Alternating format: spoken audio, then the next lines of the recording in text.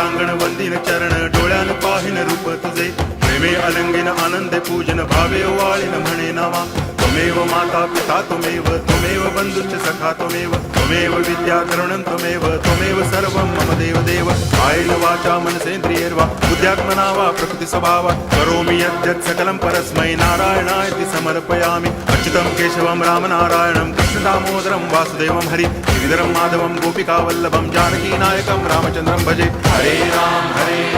Ram Ram Hare Hare Hare Krishna